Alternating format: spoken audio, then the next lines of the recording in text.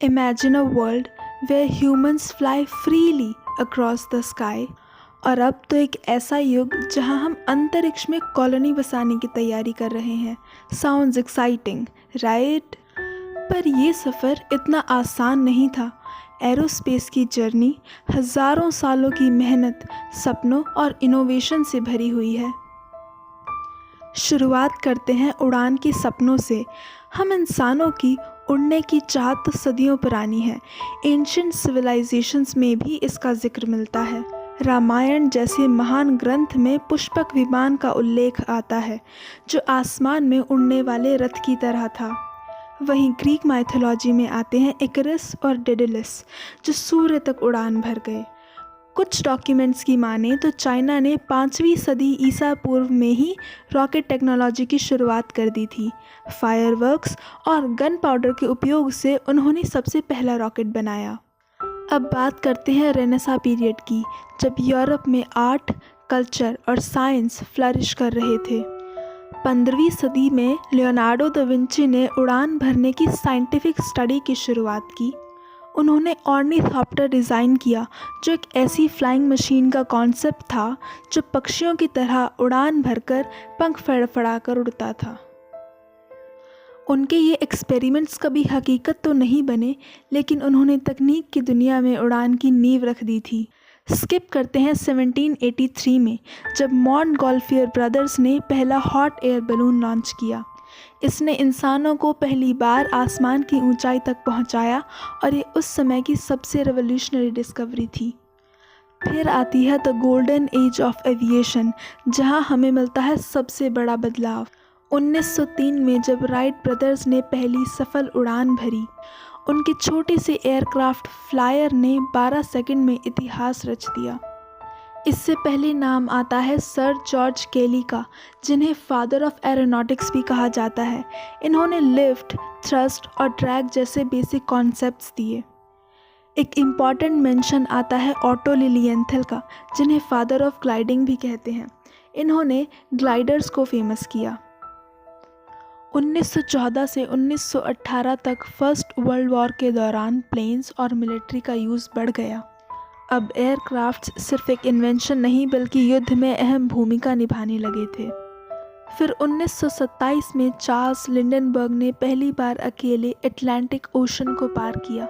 फिर 1932 में Amelia Earhart ऐसा करने वाली पहली महिला बनी। और अब शुरुआत होती है द स्पेस एज की। दूसरे विश्व युद्ध ने एरोस्पेस में बड़ी तेज़ी ला दी थी।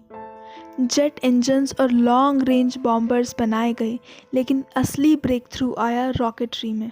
जेट इंजन्स और लॉन्ग रेंज बॉम्बर्स बनाए गए, लेकिन असली ब्रेक थ्रू आया रॉकेटरी में। इस युद्ध के दौरान जर्मनी ने V2 रॉकेट विकसित किया, जो पहला लॉन्ग रेंज बैलिस्टिक मिसाइल था। इसी तकनीक ने बाद में स्पेस एक्सप्लोरेशन का रास्ता खोला। वर्नर वॉन ब्राउन ने V2 रॉकेट को नाज़ी जर्मनी के लिए उन्होंने V2 रॉकेट को बनाया, लेकिन युद्ध के बाद वे अमेरिका चले गए और उन्होंने नासा के साथ काम किया। वहाँ वॉन ब्राउन ने सैटर्न V रॉकेट डिज़ाइन किया, जिसने अपोलो 11 को चांद तक पहुँचाया।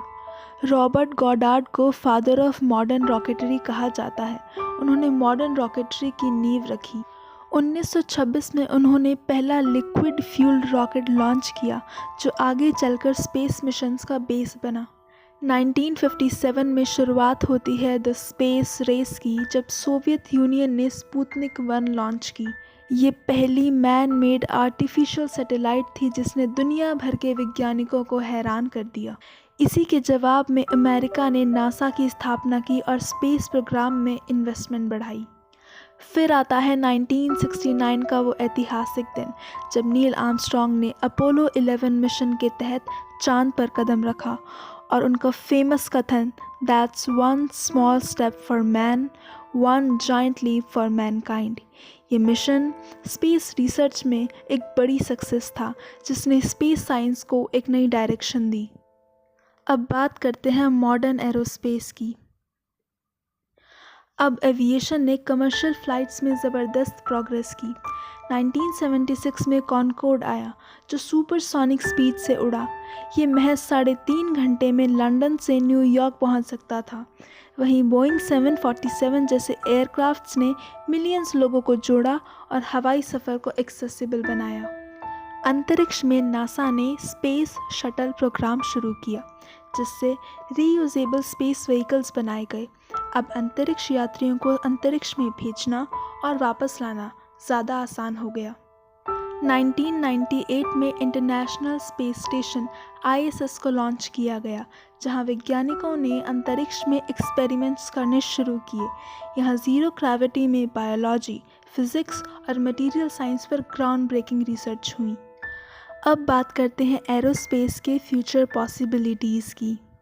आज स्पेसएक्स, ब्लू ओरिजिन और नासा जैसी कंपनियां रीयूजेबल रॉकेट्स बना रही हैं जिससे स्पेस ट्रैवल सस्ता हो रहा है। एलॉन मस्क का स्पेसएक्स, स्टारशिप, जेफ बेजोस की ब्लू ओरिजिन और नासा के आर्टेमिस प्रोग्राम अंतरिक्ष को आम लोगों के लिए खोल रहे हैं। अब किसी दिन स्पेस टूरिज्म आम बात हो सकती है। मार्स कॉलोनाइजेशन को एक लक्ष्य की तरह देखा जा रहा है जहां नासा और स्पेसएक्स जैसी एजेंसियां मार्स पर इंसानों को बसाने की तैयारी कर रही हैं। स्टारशिप और परसेवरेंस रोवर जैसे मिशन मार्स की सतह को स्टडी कर रहे हैं ताकि वहां मानव जीवन के लिए सस्टेनेबल हैबिटेट बनाया जा सके। अन्य ग्रहों पर अपनी पहुंच बढ़ाने से पहले हमें ज़रूरत है कि हम अपनी पृथ्वी का ध्यान रखें। हमें ज़रूरत है इलेक्ट्रिक और हाइड्रोजन पावर्ड प्लेन्स की जो कार्बन रिलीज़ को कम करके एनवायरनमेंट को और बेहतर बना सके। एयरबस और बोइंग जैसी कंपनियां ज़ीरो एमिशन एयरक्राफ्ट्स पर काम कर रही हैं। स्पेस अब सिर्फ एक्सप्लोरेशन के लिए नहीं रहा, अब ये पावर और मिलिट्री डोमिनेंस का एक नया प्लेटफॉर्म बन चुका है। दुश्मन देश को सैटेलाइट से नष्ट करने की कोशिश या ऑर्बिट में हाई एनर्जी लेज़र्स और मिसाइल तैनात करने की पॉसिबिलिटीज़ हैं। राइट नाउ हमारे ऊपर 27,000 से ज़्यादा सैटेलाइट्स और रॉकेट्स के टूटे हुए हिस्से, जिन्हें स्पेस डेब्रिस कहते हैं, ऑर्बिट में अनकंट्रोलेबल घूम रहे हैं, जो एक टिकिंग टाइम बॉम्ब की तरह है। अगर ये मलबा टकराता है तो केस्लर सिंड्रोम ट्रिगर हो सकता है जिससे फ्यूचर स्पेस मिशंस इम्पॉसिबल हो सकते हैं। 2021 में ISS को एक हाई स्पीड स्पेस डेब्रिस से टकराने से बचने के लिए अपना ऑर्बिट बदलना पड़ा। अगर मून या मार्स पर रेयर मिनरल्स मिल जाएं तो क्या होगा? कंट्रीज़ आपस में लड़ेंगी या सहयोग करेंगी? स्पेस माइनिंग को लेकर ऑनरशिप कॉन्फ्लिक्ट्स हो सकते हैं। कंट्रीज़ के बीच में स्ट्रैटेजिक सुपीरियरिटी का भी कंपटीशन है। इसी के तहत आउटर स्पेस ट्रीटी 1967 में लाई गई थी। स्पेस ट्रैवल सुनने में तो फ़न लग सकता है, लेकिन क्या ये सेफ़ है? माइक्रोग्रेविटी में ज़्यादा देर तक रहने से बोन डेंसिटी कम हो जाती है और इसी तरह की अनेकों प्रॉब्लम्स का सामना करना पड़ सकता है। प्रोफेशनली ट्रेंड एस्ट्रोनॉट्स को भी स्पेस में चैलेंजेस होते हैं, तो इमेजिन कीजिए अनट्रेंड टूरिस्ट के साथ क्या होगा। जहां एक टिकट की कीमत मिलियंस में होती है, तो अभी के लिए स्पेस टूरिज़्म सिर्फ रिच लोगों तक ही एक्सेसिबल है। इन सब के अलावा स्पेस एक्सप्लोरेशन से क्लाइमेट चेंज पर भी असर पड़ रहा है। अब सवाल ये है कि क्या हम स्पेस एक्सप्लोरेशन को एथिकल और सस्टेनेबल बना सकते हैं? इसके लिए ज़रूरत होगी इंटरनेशनल कोऑपरेशन की, जहां सभी देश एक साथ आकर स्पेस एथिक्स को प्रायोरिटाइज़ करें। ऐसे में आती है जापान की डेब्रिस रिमूवल टेक्नोलॉजी, जो स्पेस जंक कलेक्ट करने के मिशन पर है। Eco friendly rocket fuels, strict rules और रेगुलेशन से स्पेस एक्सप्लोरेशन को रिस्पॉन्सिबल और सस्टेनेबल बनाया जा सकता है और ह्यूमैनिटी का फ्यूचर ब्राइट हो सकता है। वहीं स्पेस एक्सप्लोरेशन के खतरों को नज़रअंदाज करना काफ़ी खतरनाक साबित हो सकता है।